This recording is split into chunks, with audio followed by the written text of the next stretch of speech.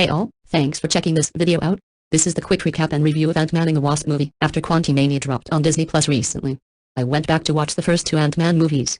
This movie was great right off the bat with Wasp getting her rightful due getting in the movie title this time. That's right, girl power. Only thing that would have been better is if they named this movie Wasp and Ant-Man because Evangeline Lilly looks way better in her suit than Paul Rudd does. Anyways, let's get to it. 2 years after Scott Lang was placed under house arrest due to his involvement with the Avengers, in violation of the Sokovia Accords, Hank Pym and his daughter Hope Van Dyne briefly managed to open a tunnel to the quantum realm.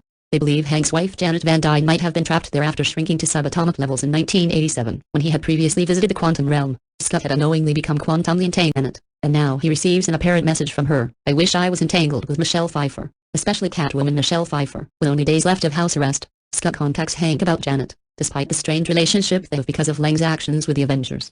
Hope and Hank kidnap Scott, leaving a large ant with Scott's ankle monitor on as a decoy so as not to arouse the suspicions of FBI agent Jimmy Woo. By the way, we need a Disney Plus series focused on Randall Park as Jimmy Woo. I know we got him in WandaVision, but I'm talking just Jimmy. Anyways, believing the message from Janet is confirmation that she is alive, the trio work to build a stable quantum tunnel so they can take a vehicle to the quantum realm and retrieve her. They arrange to buy a part needed for the tunnel from black market dealer Sonny Birch, but Birch realizes the potential profit to be made from Hank's research and double-crosses them.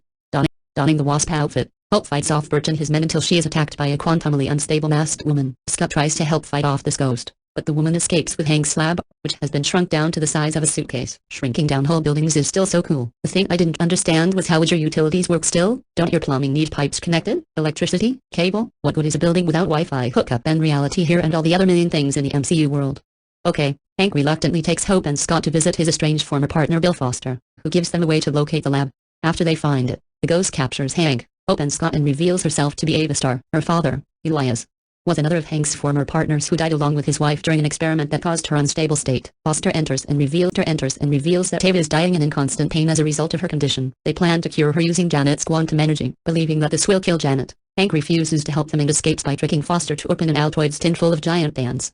I can't believe Morpheus fell for the giant ants in the Altoids tin trick. Hank, Hope and Scott did get the lab back in their escape, opening a stable version of the tunnel. Hank, Hope, and Scott to contact Janet with Janet possessing Scott's body and gives Hank and Hope a precise location to find her but warns that they only have 2 hours before the unstable nature of the quantum realm separates them for a century. If it was me, I would have possessed Hope's body. While that was happening, Birch and his thugs interrogate Scott's business partners Louise, Dave, and Kurt using a truth serum. Birch learns the trio's location and informs his inside contact at the FBI. Louise warns Scott, who rushes home before Woo can see that he is violating his house arrest. Hank and Hope are arrested by the FBI, allowing Ava to take the lab. Ava evens up the score now 2-2 in possession of the lab. Scott is soon able to help Hank and Hope escape custody, and they find the lab. 3-2 Team Hank takes the lab lead. Lang and Hope distract Ava while Hank enters the quantum realm to retrieve Janet, whom he finds alive. Meanwhile, Scott and Hope are confronted by Birch and his men, and following a lengthy chase across San Francisco, Ava regains control of the lab, allowing her to begin taking Janet's energy by force. Louise, Dave, and Kurt incapacitate Birch and his men so that Scott and Hope can stop Ava. Hank and Janet return safely from the quantum realm, and Janet voluntarily gives some of her energy to Ava to temporarily stabilize home once again, in time for a now suspicious Woo to release him at the end of his house arrest. Ava and Foster go into hiding. We know now Ava is going to join the Thunderbolts.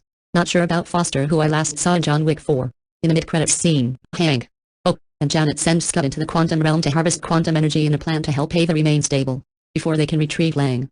The other three turn to dust, and we also know what that was all about. I have a lot of MCU rewatches to recap. That's the recap, gang. All in all, a fun movie just like the first. The humor with Jimmy Woo and Louise was at par with the first one, but I thought the action and fight scenes was even better. I loved the way Ant-Man and Wasp would shrink and grow in their fights. Ghost was a sympathetic antagonist. I liked Yellow Jacket more. Of the 3 Ant-Man movies, I rate this my favorite because the line's hair here the best. They should have just named each of these movies by the hairstyle she had. Paul Rudd same haircut all 3 movies. That is it with the Ant-Man trilogy. Probably going to hit new releases with The Flash and Across the Spider-Verse next, which I may go back and rewatch the first Spider-Verse movie too. For now, thanks for watching. Like, comment and subscribe. We'll talk to you all soon.